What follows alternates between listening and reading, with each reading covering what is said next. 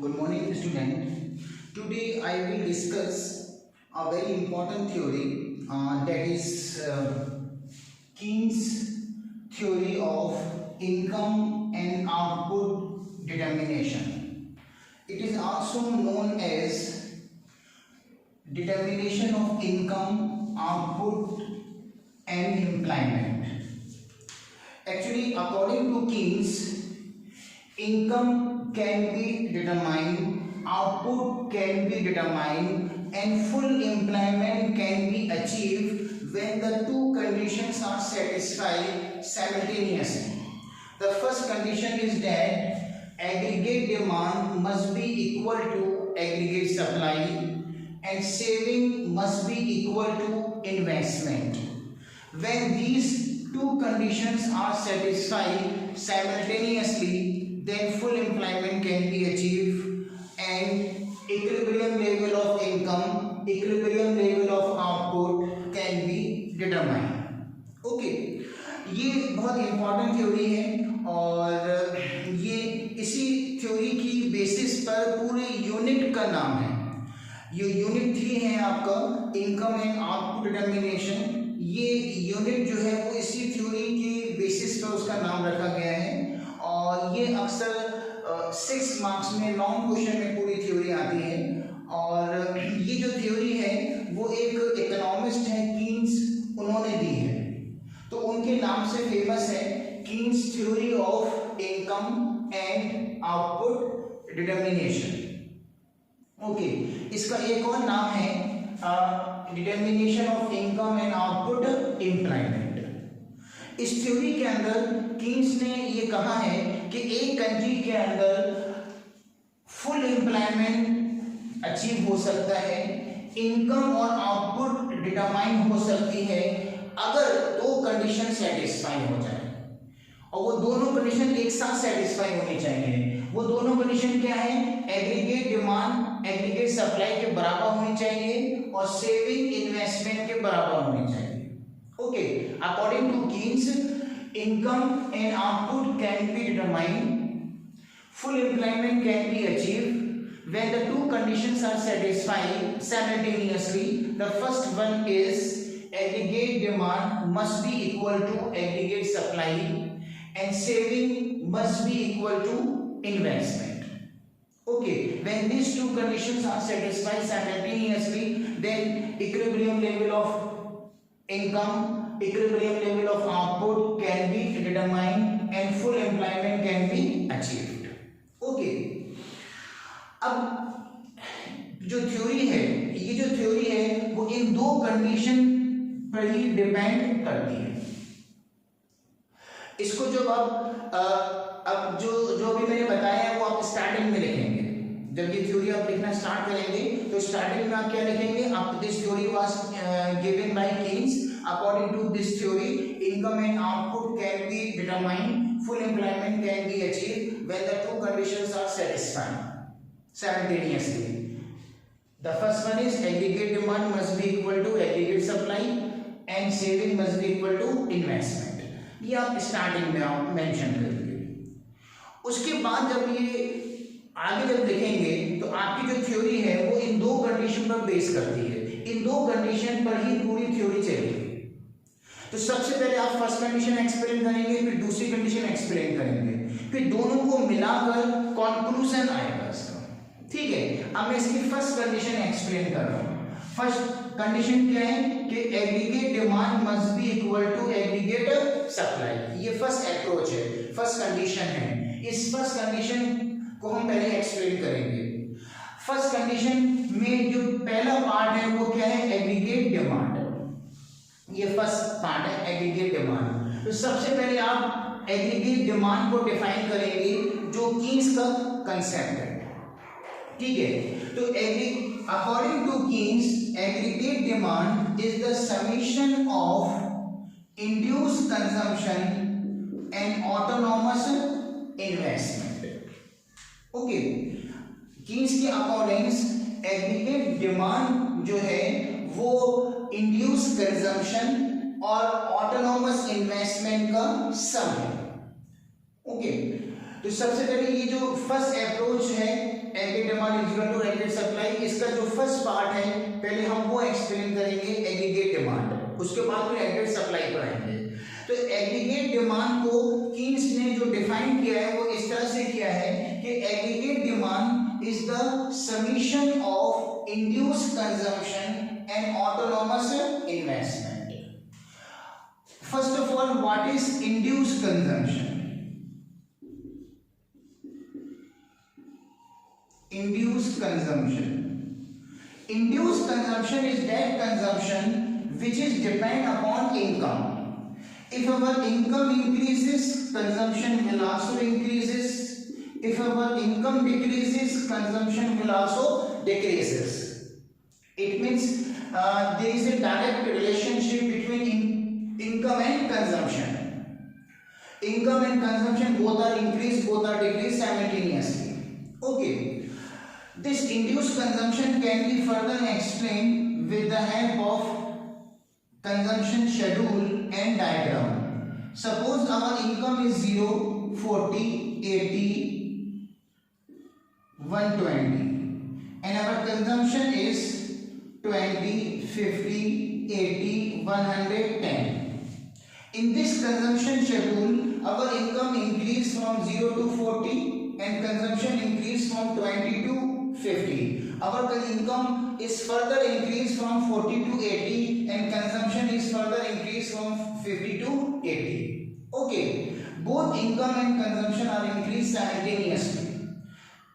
इस income consumption schedule के अंदर हमारी इनकम 0, 40, 80, 120 इंक्रीज हो रही है और कंजम्पशन भी 20, 50, 80, 110 इंक्रीज हो रही है। अगर हम इसका डायग्राम ड्रॉ करें तो आपका जो कंजम्पशन कर्व होगा वो अपवर्ड स्लोपिंग कर्व होगा। अपवर्ड स्लोपिंग कर्व इसलिए होगा क्योंकि इनकम और कंजम्पशन में डायरेक्ट रिलेशनशिप है। इसका डायग्राम बनाने के लिए एक्स एक्सिस पर आप इनकम लेंगे और वाई एक्सिस पर आप लेंगे कंजम्पशन। जैसे मैंने बताया था कि इस पूरे यूनिट के अंदर इनकम और आउटपुट एक्स पर लेते हैं, इसके अलावा हर चीज वाई पे लेते हैं, saving, consumption, investment, aggregate demand, aggregate supply, ये सब वाई एक्सिस पर लेते हैं। एक्स एक्सिस पर सिर्फ इनकम और आउटपुट लिया जाता है। Income 0, 40, 80, 0, 40, 80, 120, 160, consumption 20, 50, 80, 110।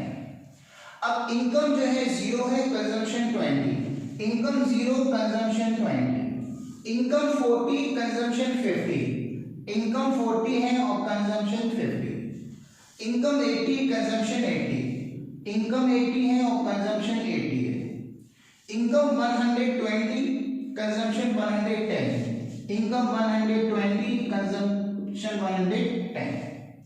अगर हम इन पॉइंट को ज्वाइन करेंगे तो एक कर्व बन जाएगा, वो कर्व कराएगा कंजम्पशन कर्व। ओके, तो इंड्यूस्ड कंजम्पशन वो कंजम्पशन होता है जो इनकम पर डिपेंड करता है। अगर हमारी इनकम इंक्रीज होगी तो कंजम्पशन इंक्रीज होगा, इनकम डिक्रीज होगी तो कंजम्पशन डिक्रीज होगा। इनकम और कंजम्पशन में डायरेक्ट रिलेशनशिप होगी, इसी वजह से कंजम्पशन कर्व जो है वो अपवर्ड स्लोपिंग कर्व होगा। और ये कंजम्पशन कर्व वाई एक्सिस से स्टार्ट होगा क्योंकि हमारी इनकम 0 हो सकती है, कंजम्पशन कभी 0 नहीं हो सकता। बेसिक नीड को सेटिस्फाई करने के लिए हम कुछ ना कुछ जरूर अमाउंट खर्च करेंगे। ओके, तो ये था इसका एग्रीगेट डिमांड का फर्स्ट कंपोनेंट, वो है कंजम्पशन। अब एग्रीगेट डिमांड का सेकंड कंपोनेंट है इन्वेस्टमेंट। ओके, ये कीन्स के अकॉर्डिंग से, कीन्स के अकॉर्डिंग से जो एग्रीगेट डिमांड है उसके सिर्फ दो कंपोनेंट है, एक इंड्यूस्ड कंजम्पशन और दूसरा ऑटोनोमस इन्वेस्टमेंट। ये कीन्स का कंसेप्ट है। क्लासिकल कंसेप्ट अलग था जो हम इससे प्रीवियस वीडियो में एक्सप्लेन कर चुके हैं। एग्रीगेट डिमांड का जो क्लासिकल व्यू था वो हम ऑलरेडी पहले एक्सप्लेन कर चुके हैं। कीन्स का जो व्यू है वो ये है कि according to Keynes aggregate demand is the summation of induced consumption and autonomous investment. इन्होंने सिर्फ 2 सेक्टर इकोनॉमी ली है केस में, हाउस होल्ड सेक्टर का कंजम्पशन, फंड सेक्टर का इन्वेस्टमेंट। अब सेकंड कंपोनेंट हम डिस्कस करते हैं, वो है ऑटोनोमस इन्वेस्टमेंट। फर्स्ट कंपोनेंट आपका कंप्लीट हो गया, इंड्यूस कंजम्पशन। सेकंड कंपोनेंट है आपका ऑटोनोमस इन्वेस्टमेंट।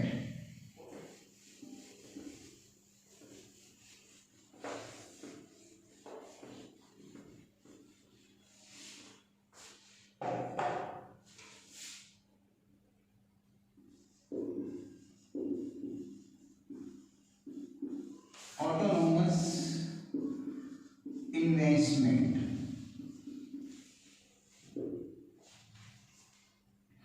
ऑटोनोमस इन्वेस्टमेंट वो इन्वेस्टमेंट होता है जिसमें इन्वेस्टमेंट का जो अमाउंट है वो फिक्स रहेगा, चाहे हमारी इनकम इंक्रीज हो 40 से 60, चाहे इनकम 60 से 50 डिक्रीज हो।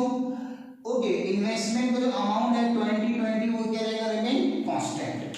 तो autonomous investment is that investment in which amount of investment remain same, either our income increase or decrease. Okay, the amount of investment is remain same. That is why investment curve is parallel to x-axis, because the amount of investment is remain same. It can be further explained with the help of diagram. In this diagram, we take income on x-axis, investment on y-axis. Suppose our income is 10, 20, 30, 40, 50, 60, 70, 80 and so on. And our investment is 10, 20, 30, 40 and 50. If our income is 40, then investment is 20. Investment is 20. If our income is 60, then investment is again 20. If income is 50, then investment is 20.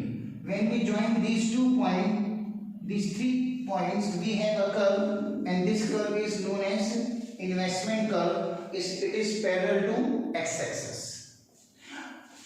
Okay, अगर आपकी income 0 होगी तब भी investment कितना होगा, 20। Investment same रहेगा, autonomous investment में investment का अमाउंट सेम रहता है, चाहे हमारी इनकम इंक्रीज हो चाहे हमारी इनकम डिक्रीज हो। इवन अगर इनकम 0 है तब भी इन्वेस्टमेंट कितना है आपका, 20। तो इस तरह से इन्वेस्टमेंट कब कैसा हुआ, parallel to X axis. Actually ये ऑटोनोमस इन्वेस्टमेंट ज्यादातर गवर्नमेंट करती है। गवर्नमेंट ये डिसाइड कर लेती है अपने बजट के अंदर कि इस साल गवर्नमेंट सपोज 20 करोड़ रुपए इन्वेस्ट करेगी, चाहे उस गवर्नमेंट की इनकम टैक्स से, फीस से, फाइन से ज्यादा हो इनकम, चाहे इनकम कम हो, वो 20 करोड़ इन्वेस्ट करेगी। ओके, जब साल स्टार्ट होता है तो उस वक्त गवर्नमेंट की इनकम 0 होती है, लेकिन गवर्नमेंट ने डिसाइड कर लिया कि उसको 20 करोड़ इन्वेस्ट करना है तो 20 करोड़ ही इन्वेस्ट करेगी, चाहे उस गवर्नमेंट को टैक्स से, फीस से, फाइन से इनकम ज्यादा हो चाहे इनकम कम हो। ओके, तो ऑटोनोमस इन्वेस्टमेंट वो इन्वेस्टमेंट होता है जिसमें इन्वेस्टमेंट का अमाउंट सेम रहता है, चाहे इनकम इंक्रीज हो चाहे इनकम डिक्रीज हो। अतः इन्वेस्टमेंट का अमाउंट सेम रहेगा, इसलिए इन्वेस्टमेंट का कैसा होगा, पैरेलल टू एक्स एक्सिस। अब ये दोनों कंपोनेंट इसके एक्सप्लेन हो गए। ये था आपका इंड्यूस कंजम्पशन और ये है आपका ऑटोनोमस इन्वेस्टमेंट। ओके, अब कंजम्पशन और इन्वेस्टमेंट को प्लस कर देंगे तो क्या आ जाएगा, एग्रीगेट डिमांड। अब एग्रीगेट डिमांड किस तरह से कैलकुलेट करेंगे वो देखिए।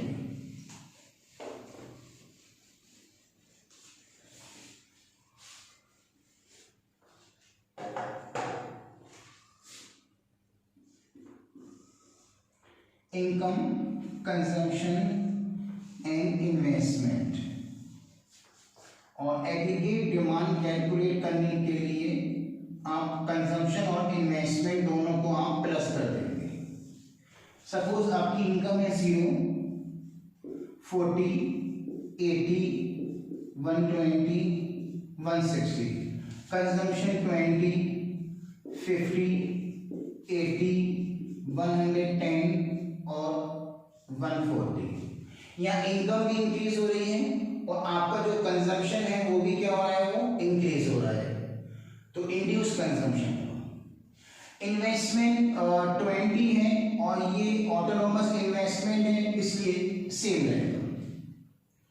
अब हम कंजम्पशन और इन्वेस्टमेंट दोनों को प्लस करेंगे तो क्या निकल के आ जाएगी, एग्रीगेट डिमांड।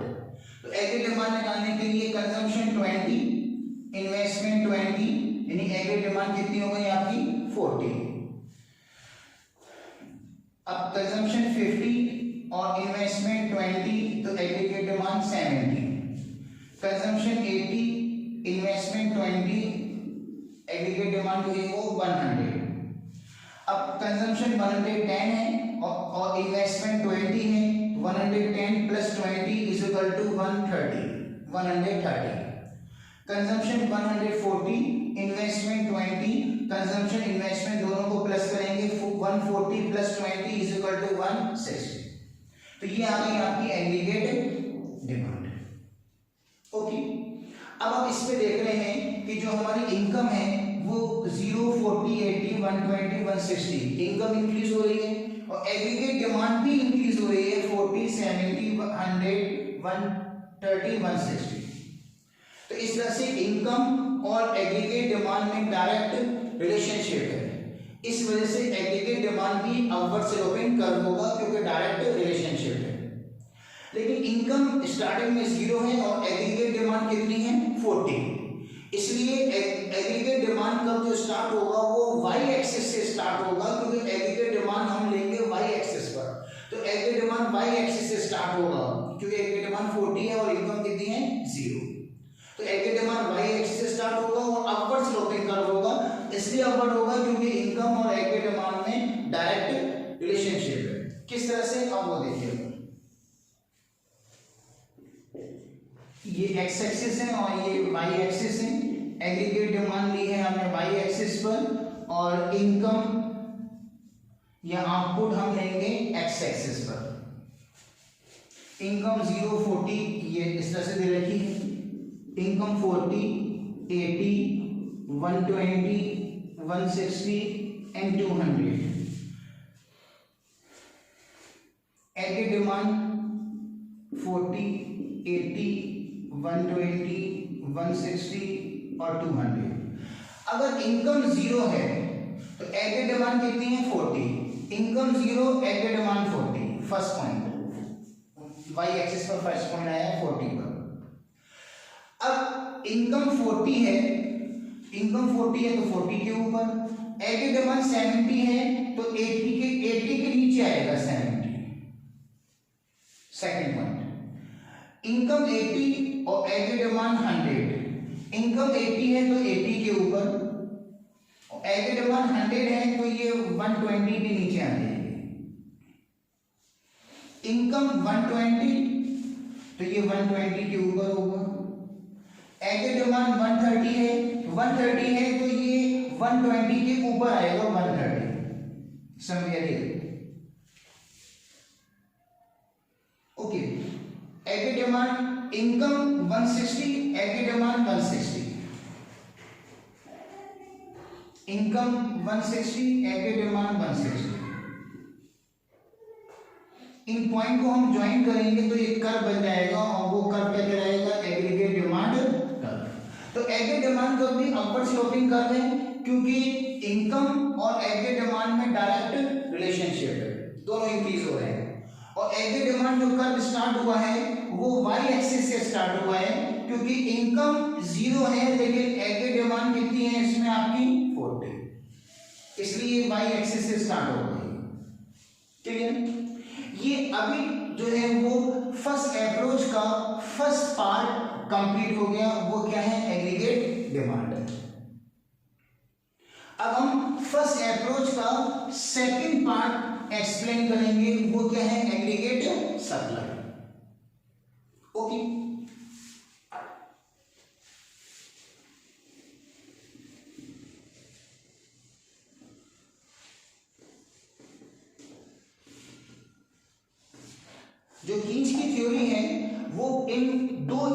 कंडीशन या दो अप्रोच पर चलती है, उसको बहुत इजी है एक्सप्लेन करना। पहले फर्स्ट अप्रोच का फर्स्ट पार्ट एक्सप्लेन किया एग्रीगेट डिमांड, अब फर्स्ट अप्रोच का सेकंड पार्ट एक्सप्लेन करेंगे एग्रीगेट सप्लाई। उसके बाद सेकंड कंडीशन का फर्स्ट पार्ट सेविंग और फिर सेकंड कंडीशन का सेकंड पार्ट इन्वेस्टमेंट एक्सप्लेन करेंगे। ठीक है, इस तरह से आपको 1 बाय 1 एक्सप्लेन करना है। अभी हम फर्स्ट अप्रोच का फर्स्ट पार्ट एक्सप्लेन कर चुके हैं एग्रीगेट डिमांड। अब फर्स्ट कंडीशन का जो सेकंड पार्ट है एग्रीगेट सप्लाई, अब वो एक्सप्लेन करेंगे। According to Keynes, aggregate supply is the summation of induced consumption and induced sale. According to Keynes, aggregate supply is the summation of induced consumption and induced sale. Okay, induced consumption हम अभी already explain कर चुके हैं aggregate demand के अंदर, तो दोबारा उसको एक्सप्लेन करने की जरूरत नहीं है। इंड्यूस सेविंग को आपको एक्सप्लेन करना होगा। ठीक है, induce saving is that saving which is depend upon income. If our income increases, saving will also increase. If our income decrease, saving will also decrease. It means saving is depend upon income. Induce saving is that saving in which saving increase due to increase in income, saving decrease due to decrease in income. It shows direct relationship between income and saving. That's why saving curve will also upward sloping curve, because there is a direct relationship between income and saving. Okay, it can be further explained with the help of saving schedule and diagram.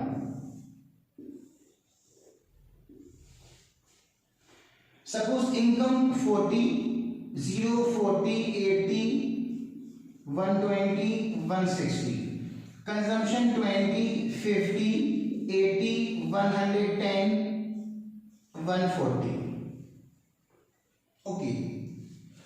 Saving calculate करने का जो formula है वो ये है, saving is equal to income minus consumption. जैसे आपकी income 120 है, तो इनकम आपकी 120 है, ये आपकी इनकम हो गई। इसमें से 110 रुपए आप खर्च कर देते हैं, ये कंजम्पशन है आपका। तो 120 इनकम है और कंजम्पशन है आपका 110, ये आपका कंजम्पशन हो गया। तो इनकम में से कंजम्पशन माइनस कर दीजिए, तो इनकम 120 और उसमें से 110 खर्च कर दिए, जो बाकी बचे वो क्या होगी, सेविंग। तो सेविंग जो बची वो कितनी बची, प्लस 10। 120 रुपए आपकी इनकम है और 110 रुपए खर्च कर रहे हो, 10 रुपए जो बाकी बचे वो आपकी क्या हुई, इनकम, सेविंग। इसी तरह से यहां पर देखें कि यहां इनकम है 160, इनकम है 160 और कंजम्पशन है आपका 140, यानी 160 रुपए आपकी इनकम है, उसमें से 140 रुपए खर्च कर देते हो, जो बाकी बचेगा वो क्या होगी, आपकी सेविंग। और वो बाकी कितना बचेगा आपका 20 रुपीज। तो 20 रुपीज क्या है आपकी सेविंग, प्लस 10 और प्लस 20, ये पॉजिटिव सेविंग है। इसका मतलब आप बैंक में पैसा डिपॉजिट कर रहे हैं। पॉजिटिव सेविंग का मतलब ये होता है कि बैंक में आप डिपॉजिट कर रहे हैं पैसा। तो प्लस 10 और प्लस 20 ये पॉजिटिव सेविंग हो गई। ओके, लेकिन यहां पर देखें, अगर आपकी इनकम 0 है और कंजम्पशन 20 है, इसका मतलब सेविंग कितनी हुई, -20। ये नेगेटिव सेविंग है, इसका मतलब आप बैंक से पैसा विड्रॉ कर रहे हैं।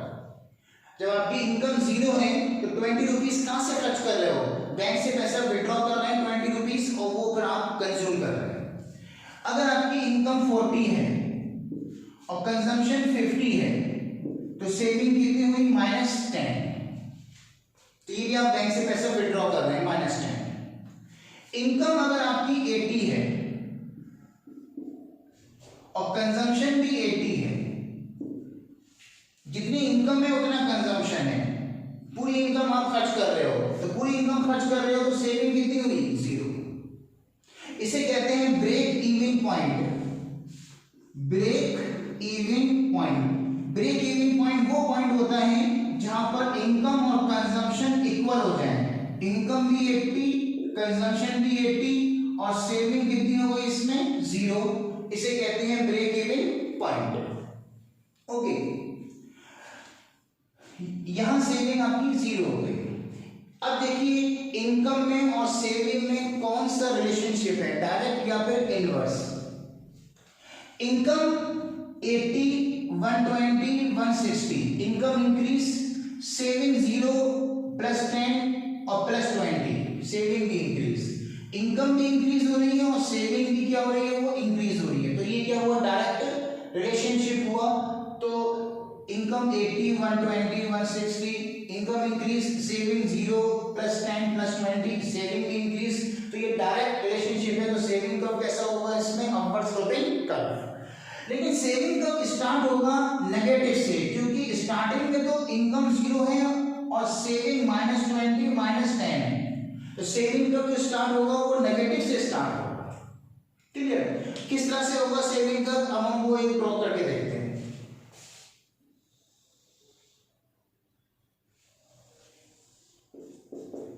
एक्स एक्सिस पर हम इनकम लेंगे 40, 80, 120, 160 और 200। सेविंग हमने ली है आप वाई एक्सिस पर। सेविंग जो है हमारे यहां पर +10, +20, +30, -10, -20। अब इनकम अगर 0 है तो सेविंग कितनी है, -20। Income 0, saving -20। इनकम 40 है तो सेविंग कितनी है, -10। तो इनकम 40 है तो 40 के नीचे और सेविंग -10 है तो -10 के सामने। अब इनकम 80 है और सेविंग कितनी है, 0। इनकम 80 और सेविंग कितनी, सेविंग जो है वो क्या है, 0। ये आ गया point. Income 120, saving +10।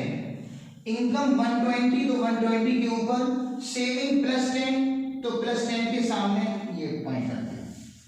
Income 160, income 160 है और सेविंग जो है वो कितनी है, +20, तो +20 के सामने और 160 के ऊपर, ये पॉइंट।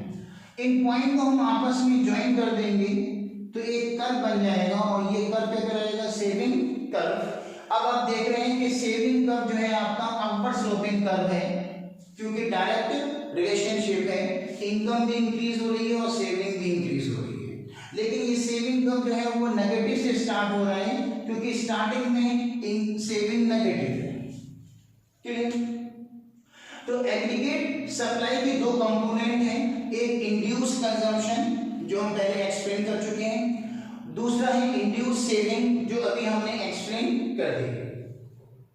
ओके, अब अगर हम इंड्यूस कंजम्पशन और इंड्यूस सेविंग दोनों को प्लस कर दें तो क्या आ जाएगा, एग्रीगेट सप्लाई आ जाएगा। Because according to Keynes, aggregate supply is the summation of induced consumption and induced saving.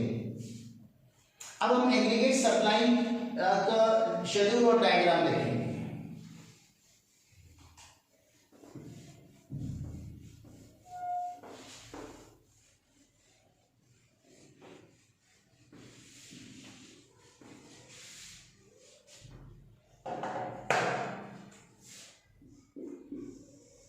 Income, consumption, saving,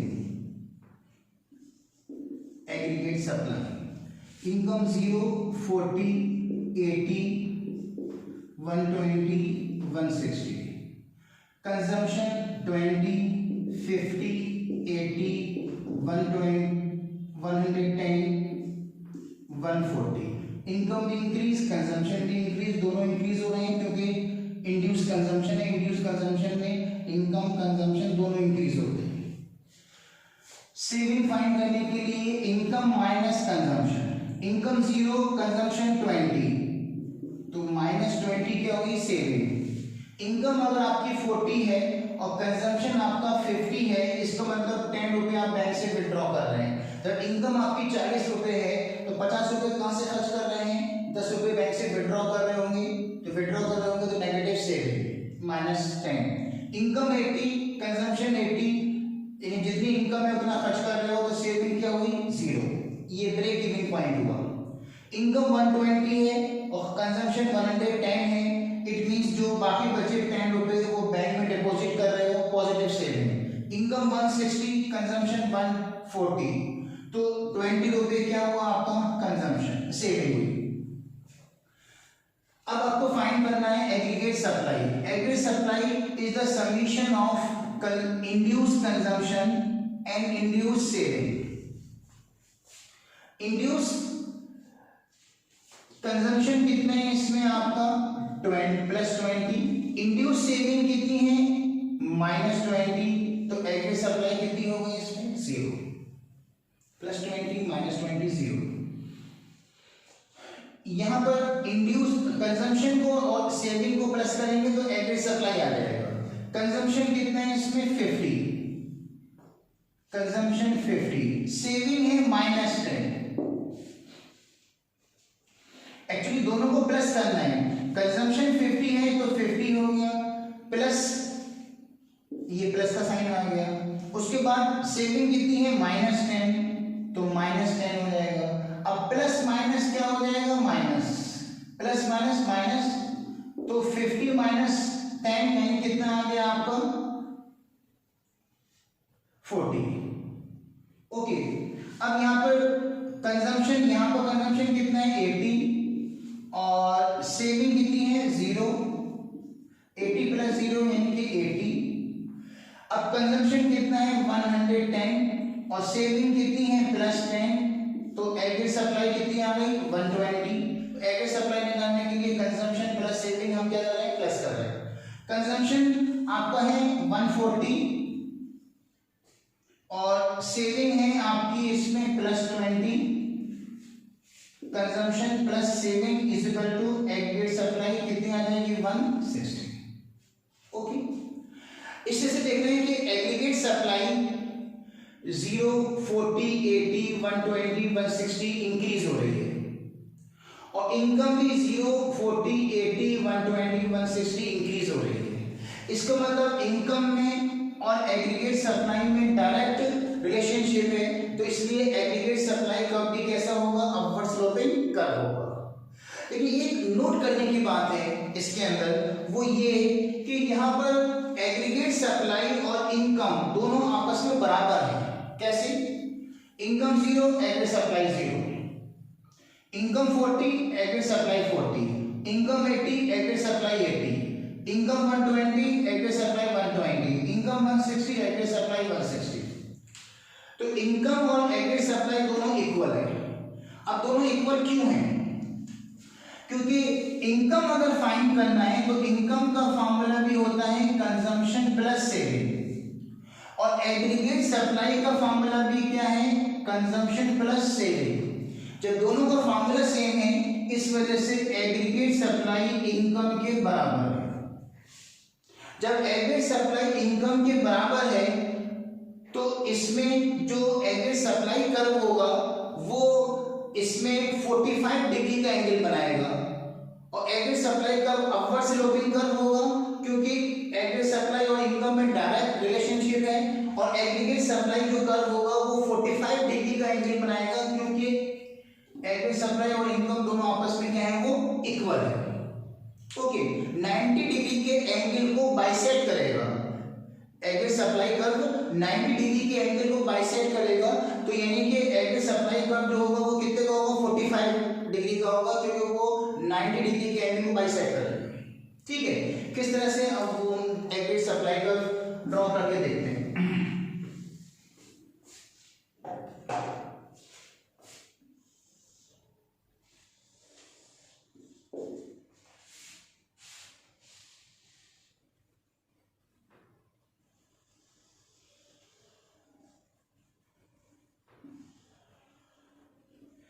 ये आपका y एक्सिस है और ये x एक्सिस।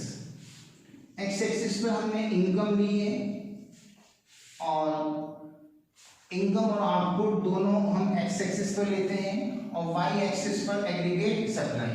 ये एंगल जो है वो 90 डिग्री का एंगल है। अगर कोई लाइन इसे बाइसेक्ट कर रही है तो बाइसेक्ट करने पर जो एंगल ये वाला एंगल बनेगा वो कितने का बनेगा, 45 डिग्री का। अब एग्रीगेट सप्लाई जो कर्व बनेगा वो एग्रीगेट सप्लाई जो है वो इस 90 डिग्री को क्या करेगा, बाइसेक्ट करेगा, इसलिए 45 डिग्री का एंगल बनेगा। किस तरह से बाइसेक्ट करेगा आप वो देखते हैं।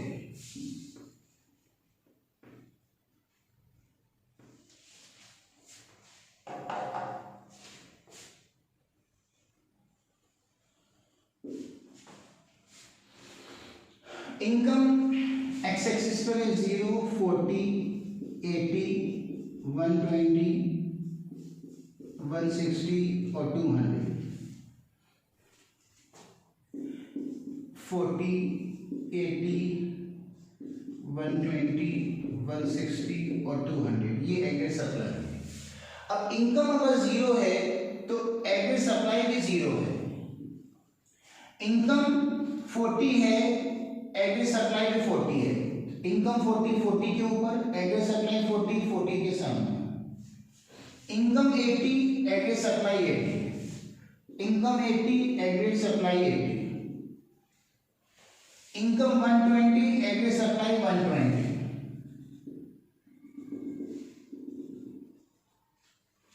Income 160, aggregate supply 160।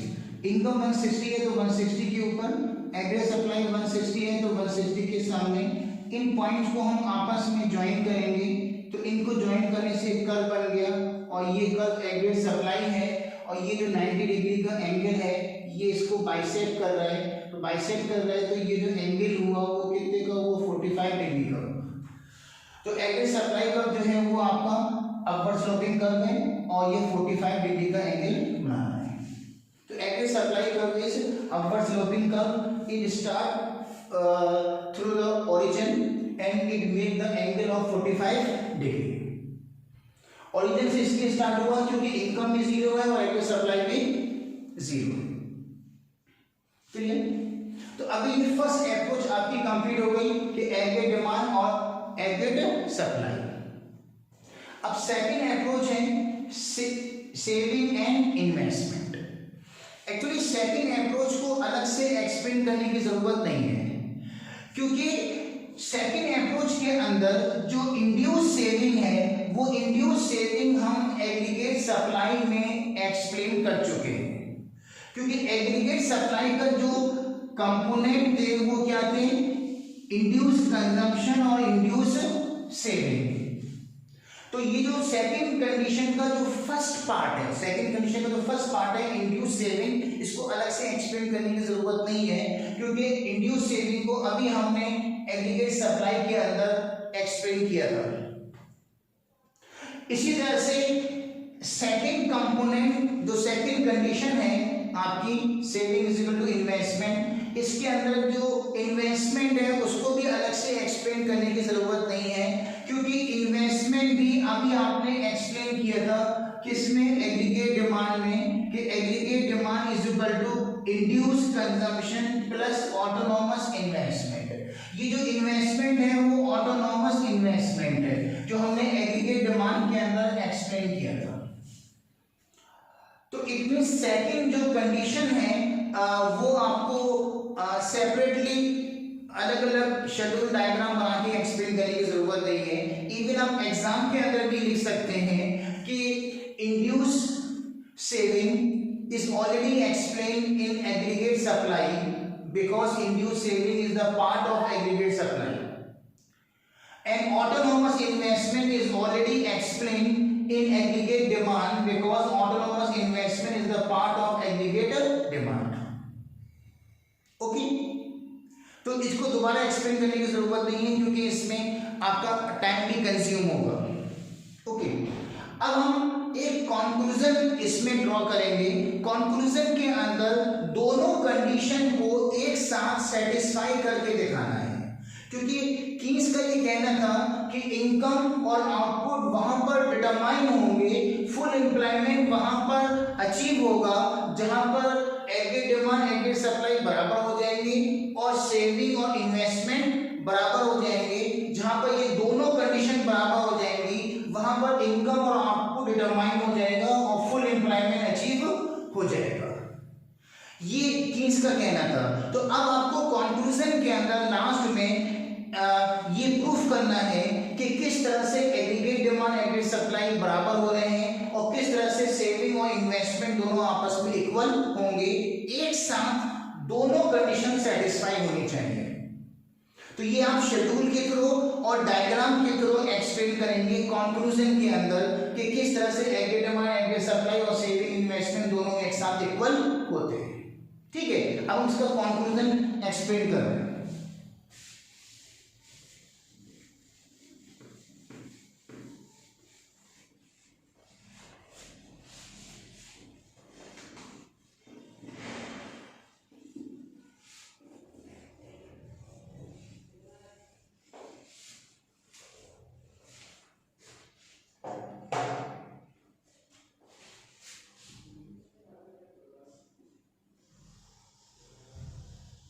इनकम हमें लिए 0, 40, 80, 120, 160 और 200।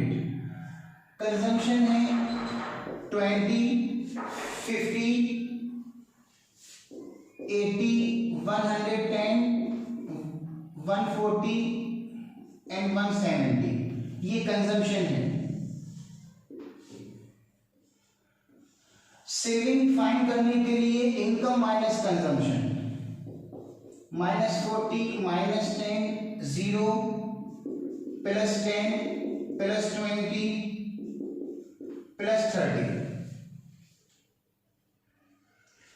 और जो इन्वेस्टमेंट है वो ऑटोनॉमस इन्वेस्टमेंट है और ऑटोनॉमस इन्वेस्टमेंट सेम रहता है 20 20 20 20 and it is remain 20।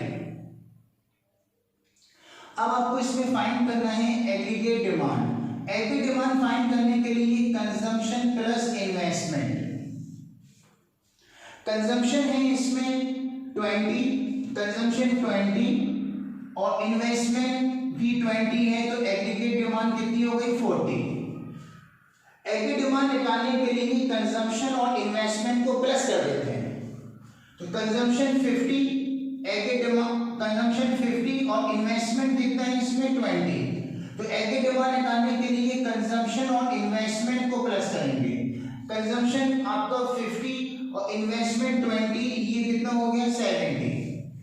Consumption 80, investment 20, दोनों को प्लस करेंगे आप तो ये आ जाएगा 100। कंजम्पशन 110, इन्वेस्टमेंट 20, दोनों को प्लस किया 130। कंजम्पशन 140, इन्वेस्टमेंट 20, दोनों को प्लस किया तो 160। कंजम्पशन 170, इन्वेस्टमेंट 20, दोनों प्लस किया तो 190। ये आ गया आपका एग्रीगेट डिमांड। अब एग्रीगेट सप्लाई। एग्रीगेट सप्लाई निकालने के लिए कंजम्पशन प्लस सेविंग, ये फॉर्मूला है। Aggregate supply is the summation of consumption plus saving. Consumption है +20, सेविंग है -20, ये हो गया 0। +20 -20 0, एग्रीगेट सप्लाई 0। कंजम्पशन +50, सेविंग -10, तो एग्रीगेट सप्लाई आ गई 40। कंजम्पशन 80, सेविंग 0, दोनों को प्लस किया तो 80 आ गई एग्रीगेट सप्लाई। कंजम्पशन 110, सेविंग +10, दोनों को प्लस करेंगे तो आपकी 120 aggregate supply. Consumption 140, saving 20, consumption 140, saving 20, दोनों को प्लस किया 160 आ गई एग्रीगेट सप्लाई।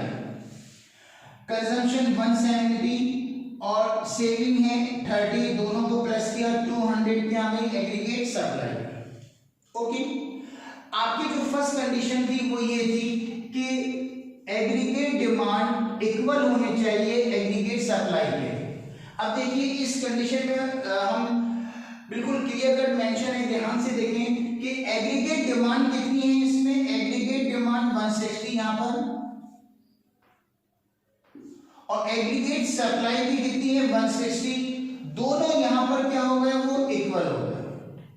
ठीक है, एग्रीगेट डिमांड और एग्रीगेट सप्लाई दोनों 160 इक्वल हो गए। इससे पहले इक्वल नहीं है, यहां पर एग्रीगेट डिमांड 70 और 40, एग्रीगेट डिमांड आपकी 100 और एग्रीगेट सप्लाई 80, तो कहीं और बराबर नहीं है, सिर्फ एक जगह जो है वो एग्रीगेट डिमांड भी 160 है और एग्रीगेट सप्लाई भी 160 है, दोनों आपस में क्या हो गए, यहां पर इक्वल हो गए। क्लियर? अच्छा, अगर हम सेकंड कंडीशन क्या थी, सेकंड कंडीशन थी saving is equal to investment, saving जो है वो इन्वेस्टमेंट के बराबर होनी चाहिए। तो यहां पर जो सेविंग है वो कितनी है +20 और इन्वेस्टमेंट है वो भी +20, यानी कि सेविंग भी +20 इन्वेस्टमेंट +20, यहां पर भी दोनों आपस में क्या हो गए, वो इक्वल हो गए। तो सेकंड कंडीशन भी एक साथ सेटिस्फाई हो रही है, सेविंग 20 और इन्वेस्टमेंट 20। मैंने कहा था कि दोनों कंडीशन एक साथ सेटिस्फाई होनी चाहिए। ठीक है, दोनों कंडीशन कौन कौन सी, यानी aggregate demand must be equal to aggregate supply and saving must be equal to investment, ये दोनों कंडीशन एक साथ सेटिस्फाई होनी चाहिए। जब ये दोनों कंडीशन एक साथ सेटिस्फाई हो जाएंगी, वहीं पर इनकम और आउटपुट डिटरमाइन हो जाएगा और वहीं पर फुल एम्प्लॉयमेंट अचीव हो जाएगा। अब आप इस टेबल में देख रहे हैं कि एग्रीगेट डिमांड 160 है और एग्रीगेट सप्लाई 160 है, यानी एग्रीगेट डिमांड एग्रीगेट सप्लाई दोनों आपस में यहाँ पे क्या हो गए 160 दोनों इक्वल हो गए। और इसी के पास सेविंग भी 20 है और इन्वेस्टमेंट 20 है, यानी सेविंग इन्वेस्टमेंट सेकंड अप्रोच दोनों बराबर हो गई, saving is equal to investment और aggregate demand is equal to aggregate supply. तो दोनों कंडीशन एक साथ यहाँ पे क्या हो गई, सेटिस्फाई हुई। अब ये दोनों कंडीशन कहां पर सेटिस्फाई हुई है, किस इनकम पर सेटिस्फाई हुई है, ये इनकम भी है और क्या है, ये आउटपुट भी है। तो इनकम कितनी है 160, इस 160 लेवल ऑफ इनकम पर, इस 160 लेवल ऑफ आउटपुट पर एग्रीगेट डिमांड और एग्रीगेट सप्लाई दोनों इक्वल हो गए 160 और सेविंग और इन्वेस्टमेंट दोनों 20 आपस में क्या हो गए, ये इक्वल हो गए। क्लियर? तो ये जो जिस लेवल ऑफ इनकम पर 160 लेवल ऑफ इनकम पर सेविंग इन्वेस्टमेंट बराबर हो गए और एग्रीगेट डिमांड एग्रीगेट सप्लाई बराबर हो गए, तो ये 160 जो लेवल ऑफ इनकम है वो कहलाएगी इक्विलिब्रियम लेवल ऑफ इनकम। ये 160 जो है वो आउटपुट है, ये कहलाएगा इक्विलिब्रियम लेवल ऑफ आउटपुट। तो 160 इक्विलिब्रियम लेवल ऑफ आउटपुट है, 160 इक्विलिब्रियम लेवल ऑफ इनकम है, जहां पर सेविंग इन्वेस्टमेंट बराबर हो गए और एग्रीगेट डिमांड एग्रीगेट सप्लाई बराबर हो गए। तो वही चीज था, आपको इक्विलिब्रियम लेवल ऑफ इनकम और equilibrium level of output determine करने थे। और कीज ने कहा था कि इक्विलिब्रियम लेवल ऑफ इनकम और इक्विलिब्रियम लेवल ऑफ आउटपुट वहां पर डिटरमाइन होंगे जहां पर एग्रीगेट डिमांड एग्रीगेट सप्लाई बराबर हो जाए और सेविंग और इन्वेस्टमेंट बराबर हो जाए। तो अभी आपने देखा कि 160 एक ऐसी इक्विलिब्रियम लेवल ऑफ इनकम है, 160 एक ऐसा इक्विलिब्रियम लेवल ऑफ आउटपुट है जिस 160 पर सेविंग इन्वेस्टमेंट 20 बराबर हो गए और aggregate demand aggregate supply 160 equal हो गए। इट मींस 160 जो है वो इक्विलिब्रियम लेवल ऑफ इनकम है, 160 इक्विलिब्रियम लेवल ऑफ आउटपुट है। तो अब इक्विलिब्रियम लेवल ऑफ इनकम और आउटपुट दोनों डिटरमाइन हो गए, वो कितने हैं 160, क्योंकि यहाँ पर एग्रीगेट डिमांड एग्रीगेट सप्लाई भी इक्वल है और सेविंग और इन्वेस्टमेंट भी इक्वल है। क्लियर? अच्छा, एग्जाम में एक टेक्निक है कि आप ये शेड्यूल और डायग्राम कैसे बनाएंगे, जो मैंने बहुत स्टार्टिंग में बताया था जब मैंने चैप्टर स्टार्ट किया था, ये कि आप इसकी सिंपल सी टेक्निक है। वो टेक्निक क्या है कि इनकम स्टार्ट करिएगा 0 से और 40 इंक्रीज करिएगा, 0 40 80 120 160 200, और कंजम्पशन स्टार्ट करिएगा 20 से और 30 इंक्रीज करिएगा, 20 50 80 110 ये इंक्रीज हो रहा है, 30 इंक्रीज हो रहा है। तो कंजम्पशन 20 से स्टार्ट करिएगा और 30 बढ़ाते रहिएगा। ठीक है, और सेविंग आप कैसे फाइंड करेंगे? इनकम माइनस कंजम्पशन क्या आ जाएगी? Saving. Income minus consumption saving आ जाएगी। और इन्वेस्टमेंट ऑटोनोमस है जो सेम रहेगा और 20 लेना है। इस तरह से सारे डायग्राम ड्रॉ हो जाएंगे आपके पूरे यूनिट के, पूरे चैप्टर के, और ये थ्योरी के अंदर भी क्लियर। याद करने की इसको जरूरत नहीं है। इनकम स्टार्ट करना 0 से 40 बढ़ाना है, कंजम्पशन स्टार्ट करना है 20 से 30 प्लस करना है इसमें, ओके। और सेविंग जो है वो आप इनकम में से कंजम्पशन माइनस करेंगे, सेविंग निकल के आ जाएगी। और इन्वेस्टमेंट आपको कांस्टेंट लेना है 20। तो अभी हमने इस शेड्यूल के थ्रू ये प्रूफ करके दिखा दिया कि एग्री डिमांड एग्री सप्लाई 160 बराबर हो गए और सेविंग इन्वेस्टमेंट 20 बराबर हो गए, है ना। दोनों कंडीशन एक साथ सेटिस्फाई हो गई। कहां पर सेटिस्फाई हो गई? 160 पर। तो 160 क्या है? इक्विलिब्रियम लेवल ऑफ इनकम, और ये है इक्विलिब्रियम लेवल ऑफ आउटपुट। अब आपको यही जो टेबल है वो डायग्राम के जरिए दिखानी है। फर्स्ट डायग्राम है एग्री डिमांड एग्री सप्लाई, और सेकंड डायग्राम है सेविंग और इन्वेस्टमेंट। फर्स्ट डायग्राम में फर्स्ट अप्रोच एग्री डिमांड और एग्री सप्लाई बराबर दिखाने हैं, सेकंड डायग्राम में सेकंड अप्रोच सेविंग और इन्वेस्टमेंट बराबर दिखाने हैं, ठीक है।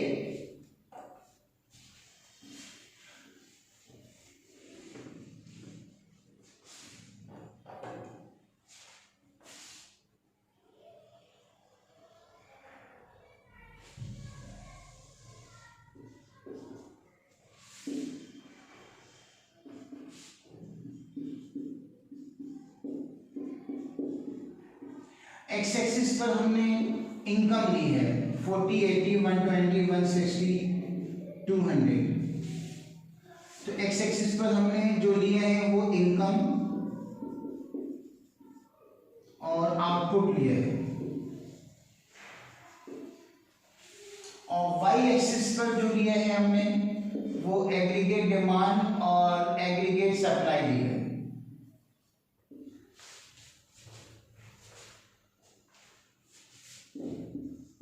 $40, $80, $120, $160 और $200। अब एग्री डिमांड और एग्री सप्लाई दोनों डायग्राम इस पर आप शो करेंगे, दोनों के कर्व। यहाँ आपको फर्स्ट कंडीशन प्रूफ करके दिखानी है, aggregate demand is equal to aggregate supply. ये फर्स्ट कंडीशन आपको इस डायग्राम में दिखानी है। पहले हम ड्रॉ करते हैं एग्रीगेट सप्लाई कर्व। तो कोई भी कर्व आपको ड्रॉ करना है तो बेस क्या होगी? इनकम। अगर एग्रीगेट सप्लाई कर्व ड्रॉ करना है तो एग्रीगेट सप्लाई लेंगे और क्या लेंगे? इनकम। एग्रीगेट डिमांड ड्रॉ करना है तो एग्रीगेट डिमांड लेंगे और क्या लेंगे? इनकम। इनकम बेस होती है वो जरूर लेते हैं, उसी से डायग्राम ड्रॉ होगा। तो हम पहले एग्रीगेट सप्लाई कर्व ड्रॉ कर रहे हैं, तो एग्रीगेट सप्लाई लेंगे और इनकम लेंगे। Income 0, aggregate supply 0। Income 40, aggre supply 40 और 40। Income 80, aggre supply 80। Income 120, aggre supply 120।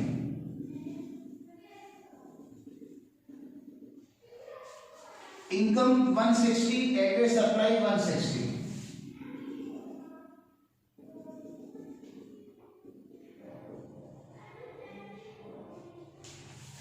Income 200 और एग्री सप्लाई 200।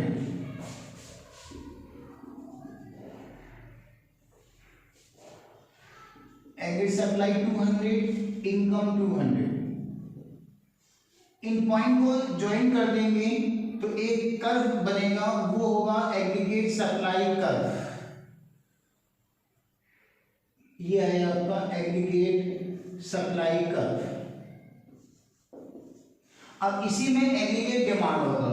एग्रीगेट डिमांड के लिए हम लेंगे एग्रीगेट डिमांड और क्या लेंगे? Income. Income 0, aggregate demand 40। Income 0, aggregate demand 40। Income 40, aggregate demand 70। Income 40 है तो 40 के ऊपर आएगा। इनकम 40 और एग्रीगेट डिमांड 70। इनकम 40 है तो 40 के ऊपर। एग्रीगेट डिमांड कितनी है इसमें? 70। 70 80 के नीचे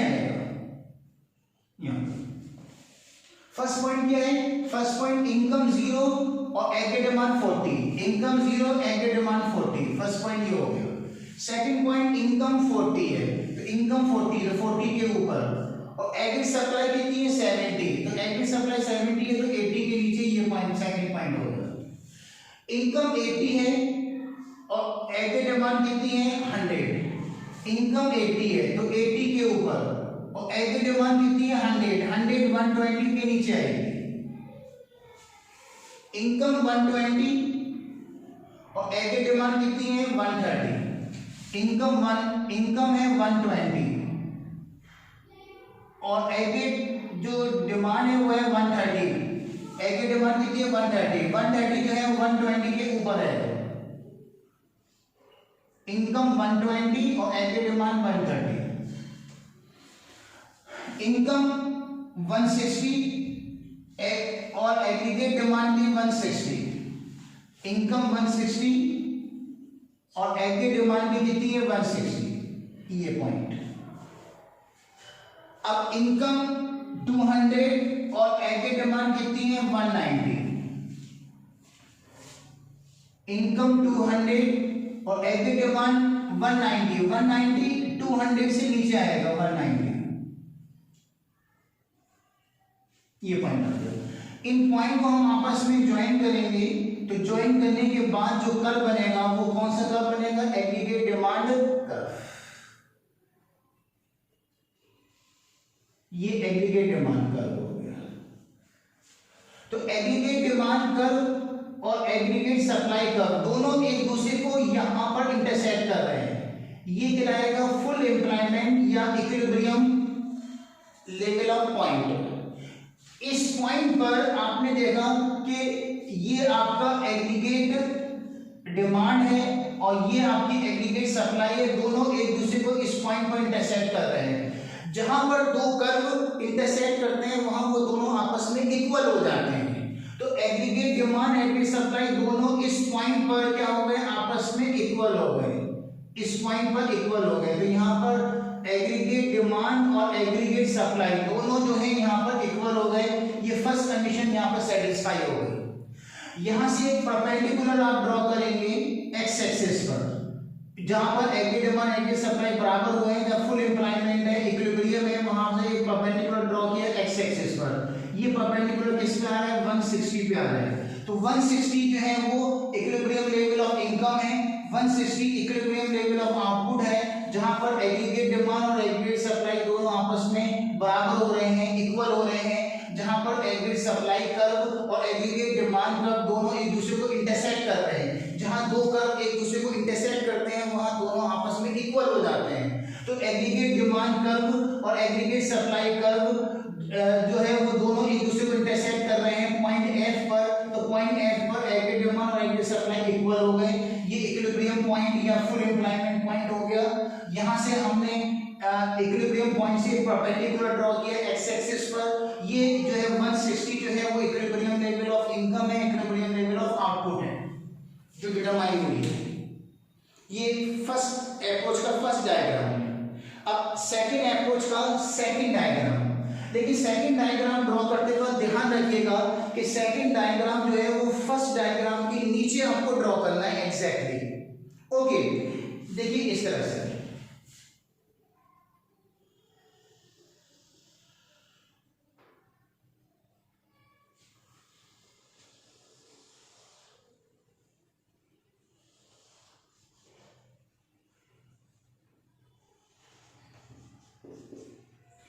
सेकंड डायग्राम के अंदर इनकम भी हम लेंगे एक्स एक्सिस पर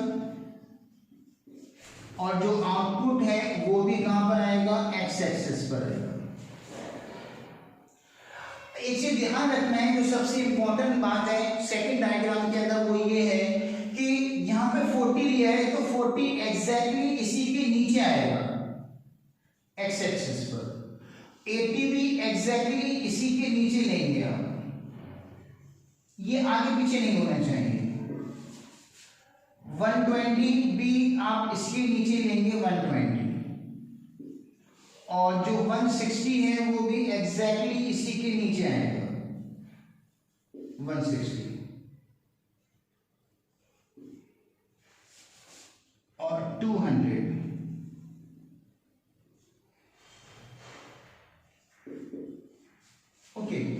ये आपको ध्यान रखना है कि ये जो पॉइंट है वो एक दूसरे के एग्जैक्टली नीचे होना चाहिए। आपको स्केल से आपको ये ड्रॉ करने हैं, क्योंकि अगर पॉइंट अलग अलग हो गए तो कंडीशन भी अलग अलग पे सेटिस्फाई होगी, वो गलत हो जाएगा। ओके, जो वाई एक्सिस है वहां पे हमने सेविंग और इन्वेस्टमेंट लिया है 10, 20, 30, -10, -20। ओके, अब हम इसमें सेकंड जो अप्रोच है वो है आपकी saving is equal to investment. तो सेविंग का डायग्राम, इन्वेस्टमेंट का डायग्राम यहां पर होगा, दोनों का curve, saving curve, investment curve, दोनों जो है वो सेकंड डायग्राम में आप ड्रॉ करेंगे। ठीक है, पहले हम इसमें इन्वेस्टमेंट का डायग्राम ड्रॉ करते हैं। इन्वेस्टमेंट का डायग्राम ड्रॉ करने के लिए आप इन्वेस्टमेंट लोगे और इनकम लोगे। Income 0, investment 20, income 0, investment 20, income 40, investment 20, income 40, investment 20, income 80, investment 20। Investment constant है, इनकम 120, इन्वेस्टमेंट 20। एक्चुअली इन्वेस्टमेंट जो है वो आपका कांस्टेंट है, तो इनकम 160 है लेकिन इन्वेस्टमेंट 20 का 20 रहेगा। Income 200, investment 20। इन पॉइंट को हम ज्वाइन कर देंगे तो एक कर्व बनेगा और ये कर्व कराएगा इन्वेस्टमेंट कर्व आई। अब आपको इसमें सेविंग कर्व ड्रॉ करना है।